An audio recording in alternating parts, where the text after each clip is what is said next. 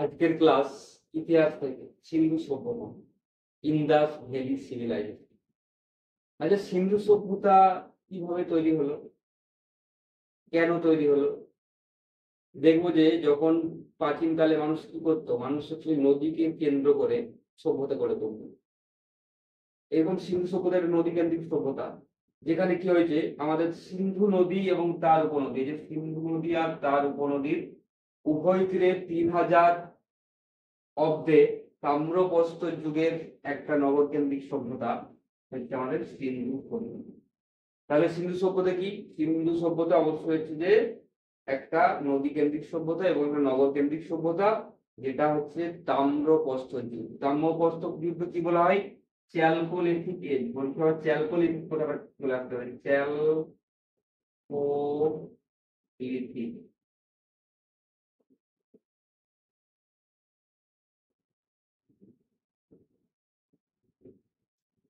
সিন্ধু নদী যেটা হচ্ছে দক্ষিণ আর পূর্ব দিক, দক্ষিণ দিক আর পূর্ব দিকে কিন্তু এই দুটো দিকেই কি হয়েছিল, এই সভ্যতাটার বিস্তার ঘটেছিল।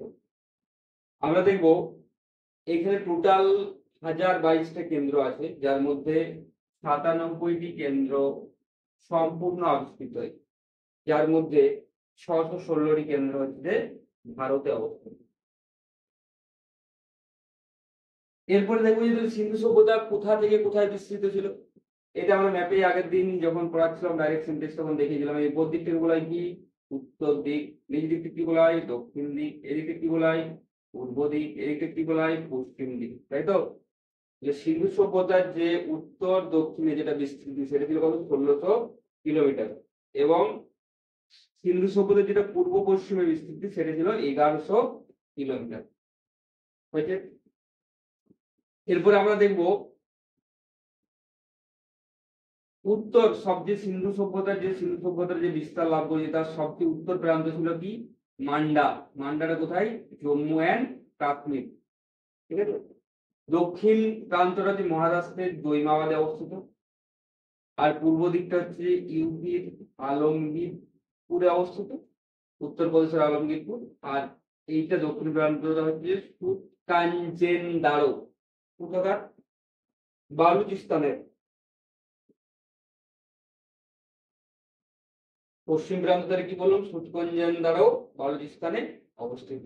এই গেল মোটামুটি সিন্ধু সভ্যতার একটা ওভারঅল এরিয়া, যে কোন দিক থেকে কত বিস্তৃত সেটা বুঝতে পারলাম। আর এই সভ্যতাটাকে মাঝে মাঝে আমরা কি বলি? হরপ্পা সভ্যতা। কেন বলি সিন্ধু সভ্যতাকে মাঝে মাঝে আমরা কি বলি? হরপ্পা সভ্যতা। কেন বলি? কারণ হচ্ছে যে এই যে আইভিসি, ইন্দাস ভ্যালি সিভিলাইজেশন, সবচেয়ে প্রথম আবিষ্কৃত স্থান হচ্ছে যে হরপ্পা। কি আবিষ্কার করেছিল? পরে পরে আসছি, আমি বলছি দাও। 1921 খ্রিস্টাব্দে দয়ারাম সাহানি কি আবিষ্কার করেছিল? হরপ্পা আবিষ্কার করেছিল। এবং এটা সব থেকে প্রথম আবিষ্কৃত সাইট। ওই যে বললাম 1022টার মধ্যে 97টা সম্পূর্ণরূপে আবিষ্কৃত হয়েছে।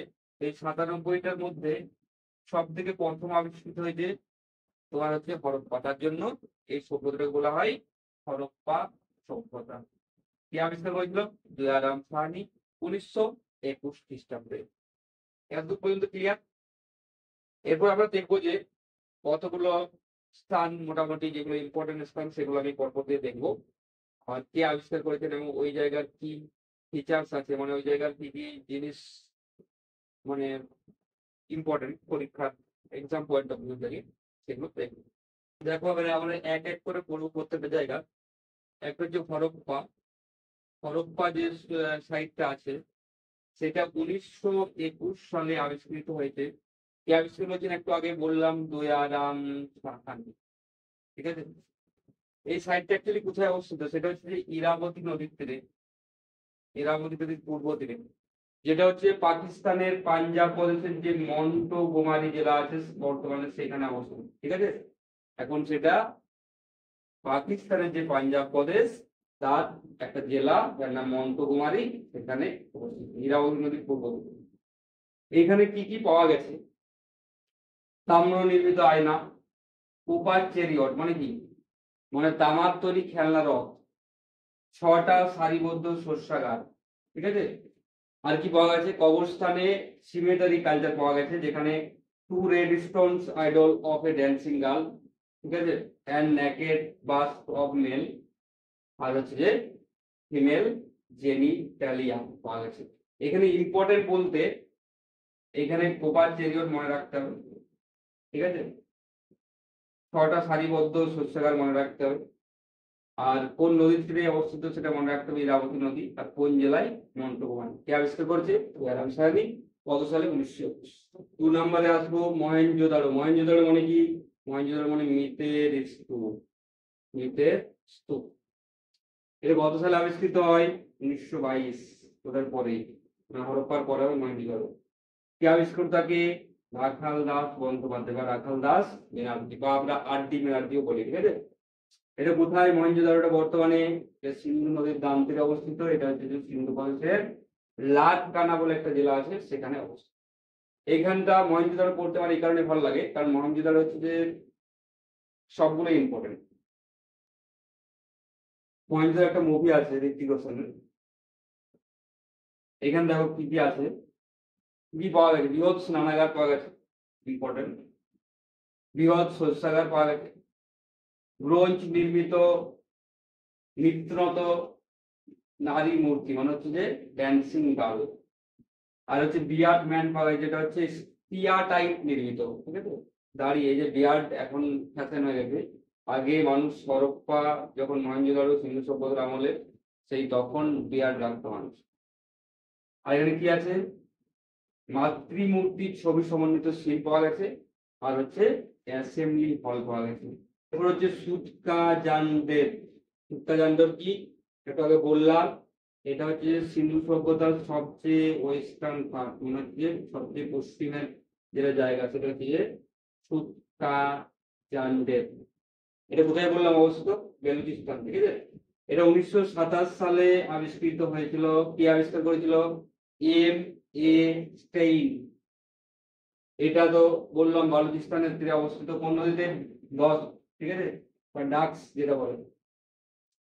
এরপরে এখানে কি কি পাওয়া গেছে, তামার কুঠার পাওয়া গেছে, আর এটা অ্যাকচুয়ালি হচ্ছে যে বাণিজ্য কেন্দ্র। এই যে আমাদের সুতকা জানদের রয়েছে, এটা হচ্ছে একটি বাণিজ্য কেন্দ্র। এটা হচ্ছে যে এরা বেবিলনদের সঙ্গে বাণিজ্য করতো, কোথার সাথে, বেবিলনদের সাথে বাণিজ্য করতো। কে করতো, এই যে বেবিলনদের সিন্ধু অধিকারে, ঠিক আছে। এরপর পরের সাইডে যাবো আমরা, যেটা হচ্ছে চানবুদারো। কি, চানবুদারো, যেটা আবিষ্কার করেছেন কে, ননী গোপাল মজুমদার, আমরা NG মজুমদার বলতে পারি, ঠিক আছে। কত সালে, 1935 সালে। এটা NG মজুমদারও বলে, NG মজুমদার, ঠিক আছে, 1925 সালে। এটা কোথায় অবস্থিত, সিন্ধু নদের পূর্ব পাড়ে অবস্থিত। এখানে কি কি পাওয়া যায়, এখানে কুকুরের পায়ের ছাপ পাওয়া গেছে। কি পাওয়া গেছে, কুকুরের পায়ের ছাপ। এটা একমাত্র সাইট ইন্দাস ভ্যালি সিভিলাইজেশনের যেখানে কোনো দুর্গ ছিল না। পরীক্ষায় খুব ইম্পর্টেন্ট, ঠিক আছে, যেখানে দুর্গ ছিল না, ঠিক আছে। এখানে আরেকটা জিনিস পাওয়া গেছে, ব্লক কার্ড বা গরুর গাড়ি পাওয়া গেছে, ঠিক আছে। আরেকটা পাওয়া গেছে কারখানা, যেটা হচ্ছে শিল, খেলনা, হাড়ের জিনিসপত্র তৈরির কারখানা পাওয়া গেছে। তাহলে এই গেল চানু দারু। এরপর আসি আমরা সাইট, কি সাইট, কালীবঙ্গান। কালীবঙ্গান এসছে কোথা থেকে, ব্ল্যাক ব্যাঙ্গেল, মানে যে কালো চুড়ি থেকে কালী মানে ব্ল্যাক, ব্ল্যাক ব্যাঙ্গেল মানে কালীবঙ্গান, এইখান থেকে এসছে কথাটা, ঠিক আছে। তাহলে এতটা ইম্পর্টেন্ট লাগে। 1953 সালে আবিষ্কার হয়েছে। কি আবিষ্কার করতে, এই বোস, একবার জাস্ট দেখে রাখো, পরীক্ষা এলে অপশন দেখলে দিতে পারবে। কালীবঙ্গান কোথায় অবস্থিত, এটা ইম্পর্টেন্ট, রাজস্থানে, ঠিক আছে, রাজস্থানে ভারতের অবস্থিত একটা IBC সাইট, রাজস্থানে অবস্থিত। কোন নদীর তীরে, ঘাঘর নদী, ঘাঘর নদীর বাম তীরে, ঘাঘর নদীর বাম তীর। এর কি পাওয়া গেছে, কর্ষিত জমি বা প্লাউড ফিল্ড, কাঠের লাঙল, যজ্ঞবেদী, মানে যেগুলো অগ্নিবেদী হয় বা যজ্ঞবেদী হয়, সেগুলো পাওয়া গেছে। আর কি পাওয়া গেছে, উটের ফাঁদ। এই গেল কালীবঙ্গান, ঠিক আছে। এগুলো পরীক্ষা আসে যে কর্ষিত জমি নিদর্শন কোথায় পাওয়া গেছে, অ্যান্সার হলো কালীবঙ্গান। এরপর আসবো রূপার বা রংপুর। আবিষ্কার করে না কত সালে হয়েছে, 1953, তা মনে রাখতে হবে, দুটো একই সময় হয়েছে প্রায়। এটা আবিষ্কার করেছে ওয়াই ডি শর্মা। এটা পাঞ্জাবে অবস্থিত এবং সতলুজ নদীর তীরে। এখানে কি পাওয়া গেছে, পুকুরের সমাধি পাওয়া গেছে, আর একটা পাওয়া গেছে তামার কুঠার। এরপর আছে লোথাল। লোথাল খুব ইম্পর্টেন্ট। লোথাল হচ্ছে যে একটা প্রাকৃতিক বন্দর। লোথাল হচ্ছে একটা প্রাকৃতিক বন্দর, যেটা হচ্ছে যে আমাদের বিশ্বের প্রাচীনতম, এটা হচ্ছে বিশ্বের প্রাচীনতম সামুদ্রিক বন্দর, ঠিক আছে, বিশ্বের প্রাচীনতম। এটা 1953 সালে আবিষ্কৃত হয়, এস.আর. রাও আবিষ্কার করেন। এটা কোথায় অবস্থিত, গুজরাটে। পরীক্ষা আছে কোথায় অবস্থিত, গুজরাট অ্যান্সার হবে। গুজরাটের কোথায়, খাম্বাত উপসাগরের ঘাটে। খাম্বাত উপসাগর কোথায়, এটা সবরমতী আর একটু ভোগাবা নদী যেটা মিলনস্থল সেখানে, ঠিক আছে। সবচেয়ে বেশি কোশ্চেন হচ্ছে যে বিশ্বের প্রাচীনতম বন্দরের নাম, তখন অবশ্যই অ্যান্সার হবে লোথাল। সিল পাওয়া গেছে, জাহাজের ছবিযুক্ত সিল পাওয়া গেছে। এভিডেন্স অফ ডবল বুরিয়াল, এটা কি জিনিস? মনে হচ্ছে যখন কবর দেওয়া হতো তখন ছেলে আর মেয়েকে একসাথে কবর দেওয়া হতো, এটা হচ্ছে একটা বৈশিষ্ট্য লোথালের, যে এভিডেন্স অফ ডবল বুরিয়াল, ছেলে মেয়েকে একসাথে কবর দেওয়া হতো, ঠিক আছে। আদিবাগে প্রাক-মোটা নির্মিত ঘোড়া, কোন পরিমাপক যন্ত্র, এছাড়া পুঁতি তৈরির কারখানা, আলমগীরপুর, যেটা জানতে হবে সাল এত ইম্পর্টেন্ট নয়, 1958 ওয়াইডি শর্মা আবিষ্কার করেছেন, যেটা কোথায় অবস্থিত, মিরাট উত্তর প্রদেশে অবস্থিত এবং হিন্দু নদীর তীরে অবস্থিত, ঠিক আছে। আরেকটা সাইট হচ্ছে সুরকোটাদা, যেটা 1964 সালে, এটা ইম্পর্টেন্ট, জেপি যোশী আবিষ্কার করেছে। কি আবিষ্কার করেছে, জেপি যোশী। কোথায় এটা, কচ্ছ অঞ্চলে, গুজরাটের যে কচ্ছ অঞ্চল আছে সেখানে অবস্থিত। এখানে একটা জিনিস পাওয়া গেছে যেটা হচ্ছে ঘোড়ার হাড়, এটা ইম্পর্টেন্ট, ঘোড়ার হাড় পাওয়া গেছে, ঠিক আছে। এরপর একটা সাইড দেখবো আমরা বনওয়ালি, যেটা 1973-74 সালে আবিষ্কৃত হয়েছিল, যেটা আবিষ্কার করেছিলেন আর.এস. বিস। এটা কোথায়, এটা হচ্ছে যে হিসার হরিয়ানা। এটা হচ্ছে হিসার হরিয়ানা এবং এটা রঙ্গই নদীর তীরে অবস্থিত। এখানে কি পাওয়া গেছে, terracotta replica of A plough, ঠিক আছে, মানে হচ্ছে যে কৃষি জমির একটা টেরাকোটা রেপ্লিকা পাওয়া গেছে। আরেকটা সাইড হচ্ছে রাখিগিরি, রাখি গাড়ি, 1973 সালে আবিষ্কৃত হয়েছে, যেটা আবিষ্কার করেছেন অমরেন্দ্রনাথ এবং বসন্ত সিংহে। এটাও গুজরাট হরিয়ানার একটা সাইট এবং এটা হচ্ছে যে মনে রাখতে হবে ভারতের সবচেয়ে বড় আবিষ্কৃত কেন্দ্র। ভারতের অনেকগুলো কেন্দ্র আবিষ্কৃত হয়েছে, যার মধ্যে ভারতে আবিষ্কৃত সবচেয়ে বড় কেন্দ্র এখনো পর্যন্ত যেটা হচ্ছে যে রাখি গাড়ি। আমরা ইম্পর্টেন্ট সাইট গুলো পড়ছি এখন। লাস্ট ইম্পর্টেন্ট সাইট আমাদের মধ্যে ধুলাগিরা, এটা আমাদের সব থেকে নিউয়েস্ট, মানে রিসেন্ট আবিষ্কৃত হয়েছে, যেটা হচ্ছে 1998 থেকে 2005-এর মধ্যে আবিষ্কার করছেন জেপি যোশী আর.এস. বিস। কোথায় অবস্থিত, কচ্ছ জেলা, গুজরাটের কচ্ছে অবস্থিত। এখানে কি কি পাওয়া গেছে, এখানে হচ্ছে যে এক হচ্ছে যে সিঁড়ির মতো ধাপযুক্ত স্নানাগার পাওয়া গেছে। শুধু স্নানাগার বললে আমাদের বৃহৎ স্নানাগার, সেটা হচ্ছে মহেঞ্জোদারোতে। এখানে হচ্ছে সিঁড়ির মতো ধাপযুক্ত স্নানাগার পাওয়া গেছে, যেটা পরীক্ষায় ভেরি ভেরি ভেরি ইম্পর্টেন্ট, যেটা জল সংরক্ষণ এবং সেচ খাল নির্মাণের জন্য ধুলাগড়া বিখ্যাত। জল সংরক্ষণ এবং সেচ খাল নির্মাণের জন্য ধুলাগড়া বিখ্যাত। আর সব থেকে নতুন আবিষ্কৃত কেন্দ্র, এখানে একমাত্র সাইট যেখানে, এটা হচ্ছে একমাত্র সাইট যেখানে সাইন বোর্ডের অস্তিত্ব পাওয়া যায়, ঠিক আছে। আর তোমরা বলবে যে ইউনেস্কো ওয়ার্ল্ড হেরিটেজে কবে ধুলাগড়াকে ইনক্লুড করা হয়েছে, এটা তোমাদের জন্য ছাড়লাম কোশ্চেন। হরপ্পা সভ্যতা বা সিন্ধু সভ্যতার নগদ পরিকল্পনা, এত উন্নত নগদ পরিকল্পনা তৎকালীন সময়ে কোথাও তো ছিল না, এখন অনেক জায়গাতে নেই। আর এতদিন আগে এত উন্নত নগদ পরিকল্পনা ওরা গড়ে তুলেছিল, তারা সিন্ধু অধিবাসীরা। সিন্ধু অধিবাসীরা দেখবো সুমেরের মেরুভূমি নামে পরিচিত ছিল। আমি পরে দেখছি একটা করে। প্রথমত শহরটা কেমন ছিল, শহর, এটা তো নগর ছিল, এই শহরটা কিরকম ছিল, দুটো ভাগে ভাগ ছিল, একটা হচ্ছে যে উচ্চ অংশ আর একটা হচ্ছে নিম্ন অংশ। উঁচু অংশ যেটা বা উচ্চ অংশ যেটা আমি বলছি, সেখানে থাকতো শাসকরা, শাসকরা থাকতো, শাসকদের জন্য দুর্গ থাকতো, ঠিক আছে, শাসকরা থাকতেন, দুর্গ থাকতো, ঠিক আছে। নিম্ন অংশে থাকতো সাধারণ মানুষ, সাধারণ মানুষ, ঠিক আছে। এরকম করে ভাগ করে দিল যে উচ্চ উচ্চ জায়গাগুলো উঁচু জায়গাগুলোতে দুঃখ এলাকাগুলো শাসকরা বাস করতো এবং নিম্নাংশে থাকতো সাধারণ মানুষ। এরপর রাস্তা কেমন ছিল? রাস্তাগুলো পাকা ছিল, পাকা রাস্তা ছিল এবং রাস্তাগুলো সব সময় উত্তর দক্ষিণ অভিমুখে ছিল। মেন রাস্তাগুলো বন্ধ ছিল উত্তর দক্ষিণ অভিমুখে এবং বাকি রাস্তাগুলো এরকম সমকোণে ছেদ করছিল। ঠিক আছে, বাকি রাস্তাগুলো সমকোণে মূল রাস্তাকে ছেদ করে। এবার বাড়ি, বাড়িতে কি হতো? পোড়া ইটের ব্যবহার হতো। তখনকার দিনে পোড়া ইটের ব্যবহার করতো বাড়িতে সিন্ধু অধিবাসীরা এবং প্রত্যেকটা বাড়িতে কি ছিল? স্নান ঘর ছিল। ঠিক আছে, স্নানাগার আর এইগুলোর ব্যবস্থা ছিল প্রত্যেকটা বাড়িতে। ঠিক আছে, প্রত্যেকটা বাড়ির সামনে একটা ঢাকা দেওয়া ডাস্টবিনের ব্যবস্থা ছিল। ঠিক আছে, আর এখানে বাড়িগুলো ছিল বহুতল। বাড়িগুলো কিরকম ছিল? বহুতল, বহুতল বাড়ি ছিল, কিন্তু কোনো বাড়িতে পিলার ছিল না। কি ছিল না? পিলার ছিল না। এখন যদি পিলার থাকে, পিলার ছিল না। ঠিক আছে, পিলার ছিল না।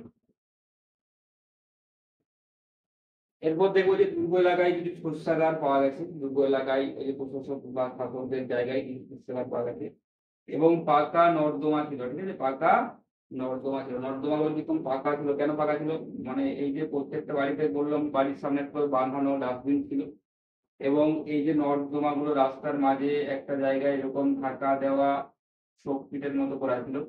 ঠিক আছে, এত উন্নত ছিল মানে নোংরা জল বাইরে যেত না, মানে ঢাকা দেওয়া নর্দমার মাধ্যমে চলে যেত। ঠিক আছে, শোকপিটের ব্যবস্থা ছিল মাঝে মাঝে। আর নগরগুলোর প্রবেশদ্বার ছিল সাধারণত উত্তর দিকে। উত্তর দিক থেকে নগরগুলোর প্রবেশদ্বার ছিল। ধরো যে ঘর যদি হয় তাহলে এই উত্তর দিকে ছিল প্রবেশদ্বার। ঠিক আছে, এদিক থেকে মানুষ ঢুকতো। এবং এমন ভাবে করা ছিল যে জানালাগুলো এমন ছিল যে জানালাগুলো রাস্তার দিকে দেখাতো না, মানে রাস্তার মেন রাস্তার দিকে ছিল না জানালাগুলো। এরপরে আমরা আসবো সামাজিক জীবনে। কেমন ছিল সামাজিক জীবন? প্রথমত বলি সমাজে কোনো জাতিভেদ প্রথা ছিল না। জাতিভেদ প্রথা ছিল না, কেবল শ্রেণী বিভক্ত সমাজ ছিল। যেমন কার্যের ভিত্তিতে শাসক সম্প্রদায়, ব্যবসায়ী, শ্রমিক আর কারিগর। এটা কার্যের ভিত্তিতে ভাগ করা হয়েছে চারটে সম্প্রদায়। একটা শাসক সম্প্রদায়, একটা হচ্ছে ব্যবসায়ী যারা ব্যবসা করবে, একটা শ্রমিক যারা শ্রমিক লেবারের কাজ করবে, আর একটা হচ্ছে কারিগর। এই চারটা শ্রেণীতে ভাগ করা ছিল। মানে শ্রেণী বিভক্ত সমাজ ছিল কিন্তু জাতিভেদ প্রথা ছিল না। পরীক্ষায় কিন্তু খুব বিদেশ কনসেপ্ট লাগবে। ঠিক আছে, এরপর তারা কি পোশাক পরতো? হরপ্পা অধিবাসীদের পোশাক আশাক কেমন ছিল? সেটা হচ্ছে যে সুতি বস্ত্র আর পশমের পোশাক পরতো। পোশাকের দুটো ভাগ ছিল, যেটা উপর দিকের পোশাক, যেটা উপর অংশের পোশাক সেটার নাম ছিল নিবি এবং যেটা নিম্নাংশের পোশাক সেটার নাম ছিল পরিধান। ঠিক আছে, পুরুষ মহিলা উভয়ই অলংকার ব্যবহার করত এবং মহিলারা রূপচর্চায় পারদর্শী ছিল। আর সিন্ধু সভ্যতা মূলত হচ্ছে মাতৃতান্ত্রিক সভ্যতা। এটা যেটা মাতৃতান্ত্রিক সভ্যতা ছিল এবং তারা কি কি জিনিসের পূজা করত? বৃক্ষ, জল, সাপ, আগুন, বিভিন্ন জীবজন্তু, লিঙ্গ ও যোনি পূজা করত। এছাড়া হচ্ছে যে আমরা একটু আগেই দেখছিলাম যে কালীবঙ্গানে কি পাওয়া গেছে? অগ্নি বেদী বা যাগযজ্ঞের বেদী পাওয়া গেছে। ঠিক আছে, এরপরে আমরা দেখবো যে তাহলে কি পুরুষ শক্তির কিছু প্রতীক ছিল? অবশ্যই ছিল পশুপতি শিব, যেটাকে আমরা বলি আদি শিব। আদি শিব বা পশুপতি শিবের একটা ধ্যানমগ্ন মূর্তি পাওয়া গেছে, যে মূর্তিটা পরীক্ষায় পরে কটা পশু দ্বারা সীমাবদ্ধ? 5টা পশু দ্বারা আবৃত। কি কি আছে তার মধ্যে? বাঘ। কোনটি থাকে না? পরীক্ষা আসে, পরীক্ষাতে কোন পশুটি ওই পশুপতি শিবের মূর্তিতে নেই? তাহলে কি হবে? এখানে বাঘ আছে, হাতি আছে, গন্ডার আছে, মোষ আছে, হরিণ আছে। হরিণ কিন্তু দুটো ছিল। ঠিক আছে, এরপরে দেখবো যে আমরা যেটা সামাজিক জীবনে যাদের মৃতদেহ কি করা হতো? কবর দেওয়া হতো কিংবা দাহ করা হতো। যদি কবর দেওয়া হতো সেটা কর্নিক করে নর তার সাউথ বরাবর রেখে পড়েন। ঠিক আছে, এবং হরপ্পা অধিবাসীদের যদি দেখি আমরা, অবসর বিনোদনের মাধ্যম কি ছিল? কিভাবে অবসর বিনোদন করতো? ওরা নৃত্য গীত করতো, পাশা খেলা করতো, রথ চালনা করতো, শিকার করতো। তাহলে এই চারটা ছিল মোটামুটি অবসর বিনোদনের মাধ্যম। জুয়া খেলার খুব চালু ছিল। অস্ত্র, উল্লেখযোগ্য অস্ত্র বলতে আমরা দেখবো কুঠার ছিল, বর্ষা ছিল, তীর ধনুক ছিল এবং মুঠোয় ছিল। ঠিক আছে, কিন্তু আত্মরক্ষার জন্য কোনো অস্ত্র আবিষ্কৃত হয়নি তখন পর্যন্ত। এই ছিল সামাজিক জীবন। এরপর দেখবো সিন্ধু সভ্যতায়, যেটা পাত্রগুলো কেমন ছিল, মাটির পাত্রগুলো কেমন ছিল, কালচে লাল রঙের, বললাম কালচে লাল রঙের আর উজ্জ্বল ছিল, ঠিক আছে, উজ্জ্বল। এবং ভালো করে, বেশ ভালো করে পোড়ানো হতো এবং কুমোরের চাকার সাথে তৈরি করা হতো এবং এই মৃৎপাত্রগুলিতে লিপি উৎকীর্ণ করা হতো, ঠিক আছে। এরপরে দেখবো আমরা শিল। শিল কেমন হতো, শিল হচ্ছে দু রকমের হতো, একটা যে বর্গাকার আর একটা হচ্ছে আয়তকার। বর্গাকার যেটা, সেখানে শিলের লিপি তো থাকতো আর ছবিও থাকতো, ঠিক আছে, প্যানিক ছবি থাকতো, ঠিক আছে, লিপিতে, মানে শিলে লিপি আর প্রাণিক ছবি। আর এটা শুধুমাত্র আয়তকারটা শুধুমাত্র কি থাকতো, লেখা থাকতো, মানে লিপি থাকতো, ঠিক আছে। স্টিলগুলো প্রধানত কি দিয়ে তৈরি হতো, স্টিয়ারটাইট দিয়ে তৈরি হতো। তাছাড়াও আমরা ব্রোঞ্জ, তামা এবং পোড়ামাটির শিলও দেখতে পাই। শিলগুলোতে মেনলি হায়ারো লিপি ব্যবহার করা হতো, ঠিক আছে, হায়ারো লিপি। এবং যেটা আমি বলতে চাই যে সিন্ধু লিপির আজও পাঠোদ্ধার হয়নি, ঠিক আছে, সিন্ধু লিপি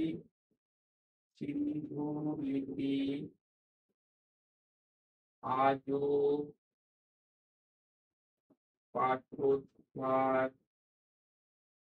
করা সম্ভব হয়নি, ঠিক আছে। মেন হচ্ছে হায়ারোগ্লিফি যাতে লেখা হয়নি। আর এই যে স্টাইলে লেখা হচ্ছে সেটা বলে বেস্ট ফেরন, দুষ্ট ফেরন মানে কি? মানে আমরা তো লেফট থেকে রাইটে লিখি, লেফট থেকে রাইট, ওরা লিখতো রাইট থেকে লেফট, কিন্তু প্রথম লাইনে লিখতো রাইট থেকে লেফটে, পরের লাইনে লিখতো লেফট থেকে রাইটে, মানে এরকম জিনিসটা আমি যদি দেখি এই পিছনে এরকম ভাবে প্রথম লাইনটা লিখতো, সেকেন্ড লাইনে এই লাইনে এরকম ভাবে লিখতো, থার্ড লাইনে আবার এরকম ভাবে লিখতো, এইভাবে লিখতো না। তাহলে এই স্টাইলটা লেখা, এই স্টাইলটাকে বলা হতো ভ্রষ্ট ফেডন। আমরা প্রায় শেষের দিকে চলে এসেছি। প্রধান জীবিকা কি, কৃষিকাজ। যদিও নগর কেন্দ্রিক সভ্যতা ছিল, তবুও সিন্ধু সভ্যতার অধিবাসীদের যে প্রধান জীবিকা সেটা হচ্ছে কৃষিকাজ। কৃষি জিনিস চাষ হতো গম, জব, বার্লি, ধান, ফল, তিল, মটর, ডাই, মুগ ইত্যাদি বিভিন্ন জিনিস চাষ হতো। এবং গম আর এই যে বার্লির চাষ, এটা মেহেরগড়ে শুরু হয়েছিল, ঠিক আছে। গম বার্লির চাষটা প্রধানত মেহেরগড়ে চালু হয়েছিল। এবারে বাণিজ্য কেমন ছিল আমরা দেখবো। বাণিজ্য কাদের সাথে করতো, গ্রিক, সুমের, মেসোপটেমিয়া, এদের সাথে বাণিজ্য করতো। যানবাহন কি ইউজ করা হতো, উট, গাধা এবং ষাঁড়ের গাড়ি, নৌকা ইউজ করা হতো। কি কি জিনিস আমদানি করতো, সোনা, রূপো, তামা, সীসা, শঙ্খ এবং হচ্ছে লাপিস লাজুলি। এটা মোটামুটি ওই জম্মু কাশ্মীরের পাওয়া যেত। আর রপ্তানি দ্রব্য কি কি ছিল, কি কি দ্রব্য রপ্তানি করতো, তুলা ও সুতি বস্ত্র, হাতির দাঁতের জিনিস, পোড়ামাটির দ্রব্য, এগুলো হচ্ছে রপ্তানি করতো। এবং তখন কি ছিল, বিনিময় পদ্ধতি চলেছিল, মানে একটা জিনিসের বিনিময়ে অন্য কিছু পাওয়া যেত। ওজন করার জন্য স্টিয়ারটাইট, চুনা পাথর ব্যবহার করা হতো। আর যে বণিকরা ছিল সেই বণিকদের বলা হতো খনি, কি বললাম, খনি বলা হতো, খনি। লাস্ট কতগুলো ইম্পর্টেন্ট জিনিস আমাদের জানতে হবে, তাহলে আমাদের সিন্ধু সভ্যতা শেষ হয়ে যাবে। প্রধান গৃহপালিত পশু কি, যেটা হচ্ছে গরু ছিল, তারপরে মোষ ছিল, ভেড়া ছিল, ছাগল ছিল, হাতি ছিল, ঠিক আছে। লোহার ব্যবহার অজানা ছিল, পরীক্ষায় ভেরি ভেরি ভেরি ইম্পর্টেন্ট। লোহার ব্যবহার জানতো না, অন্য সব ধাতু ব্যবহার জানলেও লোহার ব্যবহার জানতো না। আখ চাষ জানতো না, ঠিক আছে, আখ চাষ জানতো না, এটাও ইম্পর্টেন্ট। এবং শিল যেগুলো দেখবো, শিলে কিন্তু গাভী মানে যেটা গরু আমাদের কাউ ছবি পাওয়া যায়নি। বাকি সব পাওয়া যায়, ষাঁড়ের ছবি, মাটির ছবি, জাহাজের ছবি, কিন্তু গাভীর ছবি পাওয়া যায়নি। এরপরে আমরা দেখবো যে হরপ্পার পতন। হরপ্পার পতনের তো বিভিন্ন কারণ আছে, ঠিক আছে। কেউ বলে ভূমিকম্প, কেউ বলে যে ভাগর নদীর জল শুকিয়ে যাওয়া, কেউ বলে ভূমিধস, কেউ বলে আর্যদের আক্রমণ, আবার কেউ বলে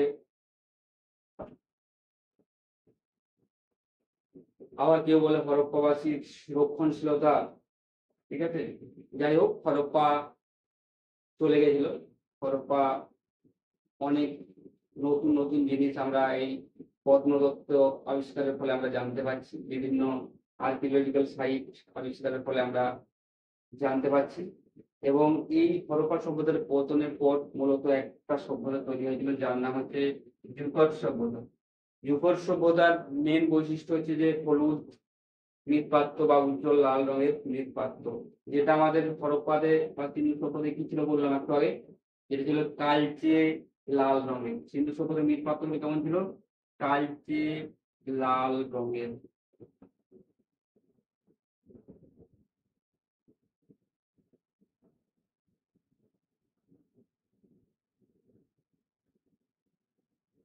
হরপ্পা সভ্যতার পতনের সঙ্গে সঙ্গে আজকের ক্লাস এই পর্যন্তই। যদি চ্যানেল ভালো লেগে থাকে তাহলে চ্যানেলটাকে অবশ্যই সাবস্ক্রাইব করে দাও। আর যদি ভিডিও ভালো লেগে থাকে তাহলে লাইক তো অবশ্যই আশা করা যায়। আর বন্ধুদের মধ্যে ভিডিওটা শেয়ার করবে। ভালো থাকবে।